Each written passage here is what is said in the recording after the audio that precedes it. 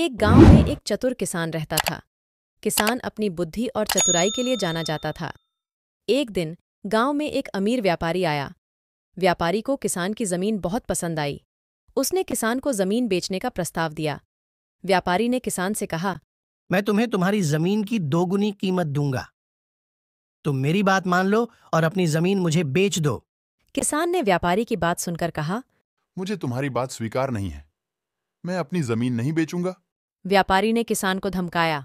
अगर तुमने अपनी जमीन नहीं बेची तो मैं तुम्हें तबाह कर दूंगा।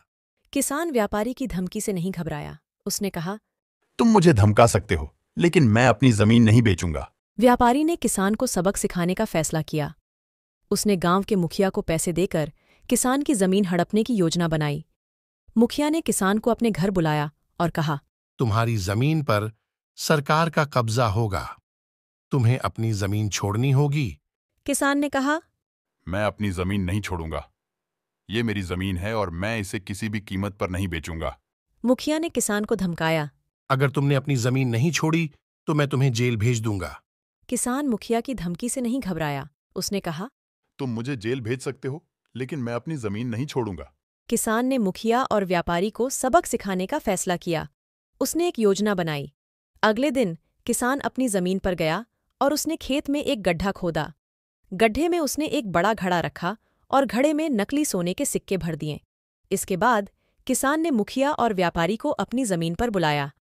उसने उन्हें बताया कि उसकी जमीन में सोने का खजाना छुपा है। मुखिया और व्यापारी लालच में आ गए। उन्होंने किसान से कहा कि वे उसकी जमीन खरीद लेंगे। किसान ने मुखिया और व्यापारी से कहा, मैं अपनी जमीन बेचने के लिए तैयार हूं, लेकिन मुझे इसके लिए बहुत पैसे चाहिए।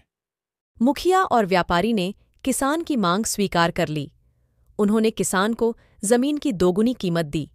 जैसे ही मुखिया और व्यापारी ने किसान को पैसे दिए, किसान ने उन्हें गड्ढे में ले जाकर दिखाया। मुखिया और व्यापारी ने गड्ढे में सोने के सिक्के देखकर खुशी से उछल पड़े। किसान ने मुखिया और व्यापारी से कहा, ये सोने का खजाना मेरा नहीं है। ये मैंने तुम्हें बेवकूफ बनाने के लिए रखा था। मुखिया और व्यापारी किसान की चतुराई से शर्मिंदा हो गए। उन्होंने किसान से माफी मांगी और अपनी गलती स्वीकार की। किसान ने मुखिया और व्यापारी को माफ कर दिया। उसने उन्हें सिखाया कि लालच करना बुरा होता है। किसान की कहानी से हमें यह सीख मिलती है कि लालच करना बुरा होता है। हमें कभी भी लालच में नहीं आना चाहिए।